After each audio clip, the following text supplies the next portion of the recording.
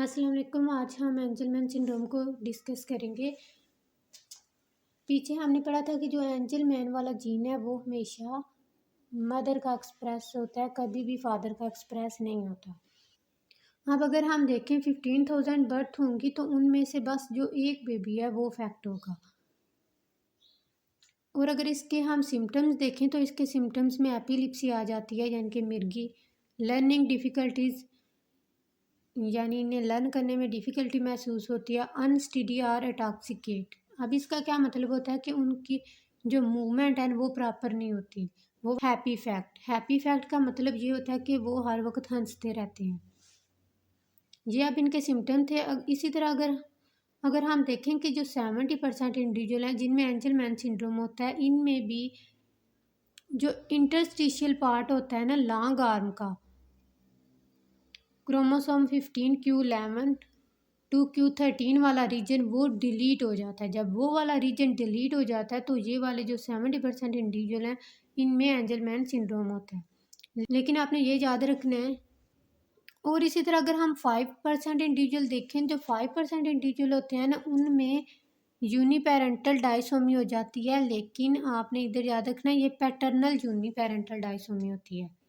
Prader villi में maternal uniparental डाइसोमी होती थी, लेकिन इधर पैटर्नल यानी कि फादर के दोनों क्रोमोसोम चले जाते हैं और मदर का एक भी नहीं जाता। जब मदर का एक भी नहीं जाता तो यानी कि एंजलमैन वाला जो जीन है वो एक्सप्रेस नहीं हो पाता, जिसकी वजह से एंजलमैन सिंड्रोम हो जाता है। तो इसी तरह ये भी आपने याद रखना है कि ये क्या है, सिंगल जीन डिसऑर्डर है, यानी कि जो एंजलमैन सिंड्रोम का इम्प्रिंटिंग कंट्रोल रीजन है, अगर आप इधर से देखें तो इधर एक ही एरो है और ये शो कर रहा है कि ये सिंगल जीन डिसऑर्डर है जिसमें UBE3 जो है ना ये एक्सप्रेस नहीं हो पाती फ्रॉम मैटरनल एलील से। अब ये इधर डिफरेंस बताया गया प्रेडर विलाई सिंड्रोम का और एंजलमैन सिंड्रोम का। जैसे हमें पता है कि जो प्रेडर विलाई वाला जीन है वो मदर का कभी भी एक्सप्रेस नहीं होता, वो हमेशा फादर का एक्सप्रेस होता है। और जो जो एंजलमैन है, एंजलमैन वाला जीन फादर का कभी भी एक्सप्रेस नहीं होता और ये हमेशा मदर का एक्सप्रेस होता है। और प्रेडर विलाई सिंड्रोम में क्या होता है कि मदर का तो हमें पता है कि ये मिथाइलेटेड है, ये कभी भी एक्सप्रेस नहीं होगा। लेकिन जो फादर का ये वाला पोर्शन है, इधर कोई म्यूटेशन आ जाती है या कोई डिलीशन आ जाती है जिसकी वजह से फादर का भी जीन जो है आगे नहीं जा पाता। और जब प्रेडर विलाई जीन आगे नहीं जा पाता तो तब जो सिंड्रोम होता है कौन सा होता है, प्रेडर विलाई सिंड्रोम। तो इसी तरह अगर हम एंजलमैन सिंड्रोम को देखें तो इसका हमें फादर का तो पता है ये कभी भी एक्सप्रेस नहीं होगा क्योंकि ये क्या है, मिथाइलेटेड है। लेकिन ये वाला पोर्शन है ना 15 क्रोमोसोम का, 11 to 13q वाला जो रीजन था, वो वाला जो रीजन है या तो वो डिलीट हो जाता है या उसमें कोई म्यूटेशन आ जाती है जिसकी वजह से वो क्या हो जाता है, साइलेंस हो जाता है और ये भी एक्सप्रेस नहीं हो पाता। और जब एंजलमैन वाला जीन एक्सप्रेस नहीं हो पाता तब जो सिंड्रोम होता है उसे क्या कहते हैं, एंजलमैन सिंड्रोम कहते हैं। ये आपने डिफरेंस जो है ये याद रखना है। अब अगर हम 10% इंडिविजुअल देखें जिनमें एंजलमैन सिंड्रोम होता है, उनमें क्या होता है कि जो UBE3 है उसी के अंदर कोई म्यूटेशन आ जाती है जिसकी वजह से वो एक्सप्रेस नहीं हो पाती। पीछे हमने पढ़ा था कि वो पोर्शन ही डिलीट हो जाता है या फिर पैटर्नल यूनिपेरेंटल डाइसोमी हो जाती है। लेकिन इधर वो दोनों केस नहीं है, बल्कि जो UBE3 है ना इसी के अंदर कोई म्यूटेशन आ गई है। और जो UBE3 का जो जीन है ये एक्सक्लूसिवली एक्सप्रेस होता है इन मैटरनली ड्राइव्ड क्रोमोसोम 15, ब्रेन में ये एक्सप्रेस होता है।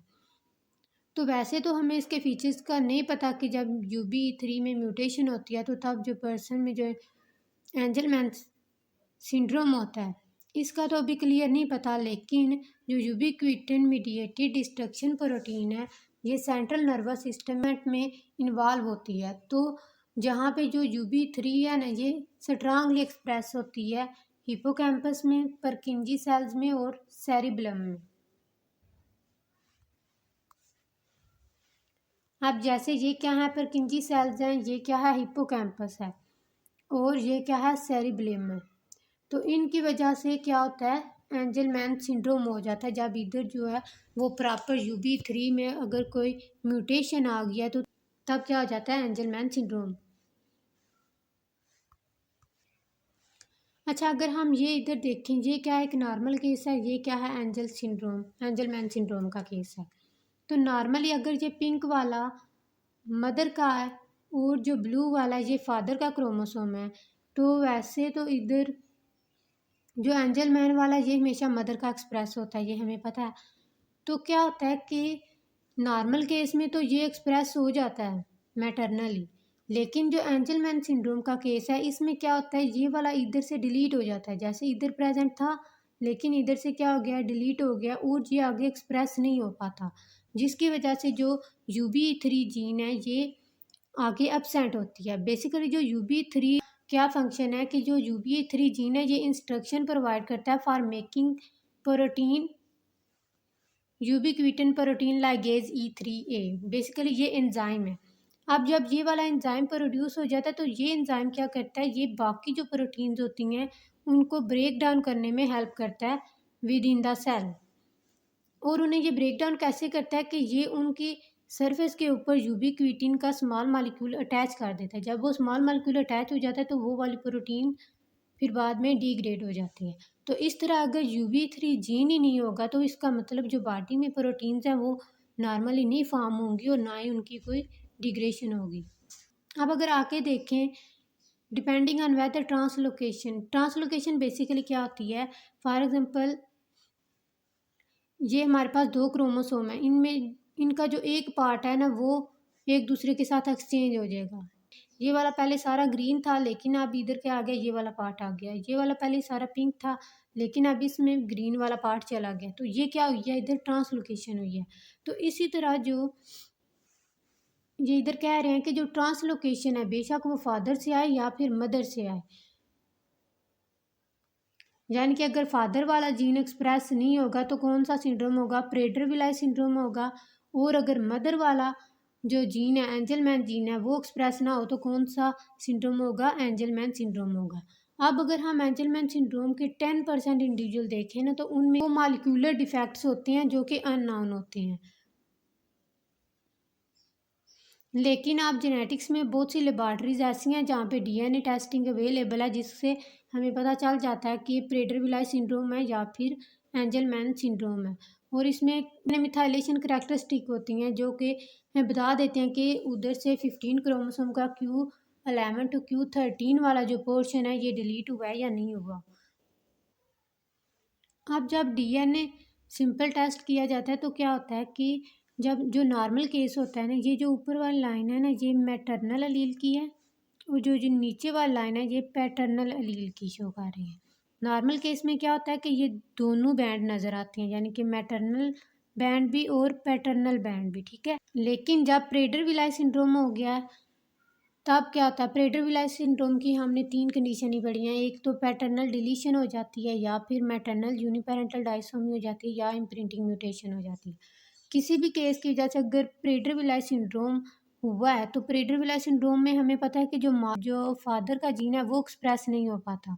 अब जब फादर का जीन एक्सप्रेस नहीं हो पाता तो हमें सिर्फ जो बैंड है वो सिर्फ मदर के इधर नज़र आ रहे हैं, फादर का इधर कोई भी बैंड जो है वो नज़र नहीं आ रहा। तो हमें पता चल जाएगा कि इधर कौन सा सिंड्रोम है, प्रेडर विलाई सिंड्रोम है। अगर हम एंजलमैन सिंड्रोम को देखें तो एंजलमैन सिंड्रोम में हमने पढ़ा था कि मदर का जो जीन है वो एक्सप्रेस नहीं हो पाता। तो एंजलमैन सिंड्रोम या फिर मैटरनल डिलीशन की वजह से होती है या फिर पैटर्नल यूनी पेरेंटल डायसोमी की वजह से होती है। अब किसी भी वजह से अगर ये हो रही है तो हम इधर जो DNA के बैंड हैं इनमें क्या होगा कि हमें सिर्फ पैटर्नल अलील के बैंड नज़र आएंगे, लेकिन जो मैटरनल अलील है उसका इधर कोई भी बैंड नज़र नहीं आएगा। तो हमें पता चल जाएगा कि इधर कौन सा सिंड्रोम है, एंजलमैन सिंड्रोम है। 2% individual of Prader Willi syndrome and 5% individual of Angelman syndrome, उनमें क्या होता है कि जो इम्प्रिंटिंग कंट्रोल रीजन था उसी के अंदर कोई अबनॉर्मेलिटी आ जाती है, ये आपने याद रखना है। और इन इंडिविजुअल्स की जो फिनोटाइप है वो मिल्डेस्ट होती है, यानी कि वो लेस इफेक्ट होते हैं कंपेयर टू दोज जिनमें या तो क्रोमोसोम का वो पार्ट डिलीट हो जाता है या फिर यूनिपेरेंटल डायसोमी हो जाती है। उनमें ज़्यादा सेवर होते हैं लेकिन इनमें इनकी जो फिनोटाइप है ये इतनी इफेक्ट नहीं होती। तो इसी तरह अगर हम देखें एंजलमैन सिंड्रोम के केस में अगर मदर के अंदर भी वही म्यूटेशन है जो कि चाइल्ड के अंदर म्यूटेशन है तो रीअकरेंस का चांस जो है वो 50% होता है। लेकिन अगर ऐसा हो कि मदर के अंदर वो म्यूटेशन नहीं है, वो नेगेटिव है फॉर द म्यूटेशन।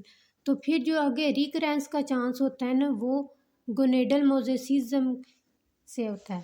गोनेडल मोजेसिज्म क्या है, यानी कि फॉर एग्जांपल मोजेसिज्म का मतलब होता है कि mixture of normal plus abnormal, यानी कि ये वाला इंडिविजुअल है विदाउट गोनेडल मोजेसिज्म, इसमें कोई भी अब नॉर्मल नहीं है। लेकिन जब गोनेडल मोजेसिज्म होती है तब क्या होता है कि इसमें एक जो ये क्या आ गया, अब नॉर्मल आ गया है, यानी कि इसमें मिक्सचर है नॉर्मल का भी और अब नॉर्मल का भी। तो फिर आगे क्या होता है कि रिस्क होता है कि जो आगे इंडिविजुअल होगा वो भी क्या होगा, इफेक्टेड होगा। अब बहुत सी कम फैमिली ऐसी हैं जिनमें ये रिपोर्ट किया गया कि जो ट्रांसलोकेशन है प्रोक्सिमल पोर्शन की, उसमें जो लॉन्ग आर्म है क्रोमोसोम 15 की, वो सेग्रीगेट होती है। बेसिकली आज हमने इतना ही पढ़ा है कि एंजलमैन सिंड्रोम बेसिकली होता क्या है, इसके सिम्टम्स हमने पढ़े हैं। फिर हमने पढ़ा कि जो 70% इंडिविजुअल होते हैं इनमें जो 15q11 से 15q13 वाला पार्ट ही डिलीट हो जाता है, लेकिन जो 5% इंडिविजुअल होते हैं उनके अंदर क्या होती है, यूनिपेरेंटल डाइसोमी होती है। और ये क्या है, एक सिंगल जीन डिसऑर्डर है जिसमें UBE3A जो है ना ये डिलीट हो जाती है या म्यूटेट हो जाती है। फिर आगे हमने इन दोनों का डिफरेंस पढ़ा है, प्रेटर-विलाय सिंड्रोम का और एंजलमैन सिंड्रोम का। फिर जो 10% इंडिविजुअल होते हैं इनमें जो एंजलमैन सिंड्रोम है वो UBE3A के अंदर एक म्यूटेशन हो जाती है जिसकी वजह से वो एक्सप्रेस नहीं हो पाती के एंड में, कि जो 10% इंडिविजुअल हैं एंजलमैन सिंड्रोम के, उनके मॉलिक्यूलर डिफेक्ट का अभी तक पता नहीं चला। हमने जो है DNA सिंपल टेस्ट का देखा कि जो है लेबॉर्ट्री में डिफरेंट बैंड यूज़ की जाते हैं। अगर तो वो नॉर्मल है तो दोनों बैंड एक्सप्रेस इधर नज़र आएंगे, लेकिन अगर पैटर्नल वाला बैंड जो है वो नज़र नहीं आ रहा तो इसका मतलब प्रेटर-विलाय सिंड्रोम है, और अगर मैटरनल वाला बैंड नज़र नहीं आ रहा तो इसका मतलब मैटरनल एंजलमैन सिंड्रोम है। तो फिर एंड पे हमने पढ़ा कि जो 5% इंडिविजुअल है एंजलमैन सिंड्रोम के और 2% इंडिविजुअल जो प्रेटर-विलाय सिंड्रोम के, उनमें क्या होता है कि जो ICR रीजन होता है उसी के अंदर कोई एबनॉर्मेलिटी आ जाती है और इनके अंदर जो है इनकी फिनोटाइप इतनी इफेक्ट नहीं होती। तो फिर मदर का पढ़ा कि मदर में अगर वही म्यूटेशन होगी तो फिर तो 50% रिकरेंस के चांसेस हैं, लेकिन अगर उसके अंदर म्यूटेशन नहीं है तो फिर जो रिकरेंस का रिस्क है वो फ्रॉम गोनेडल मोजेसिज्म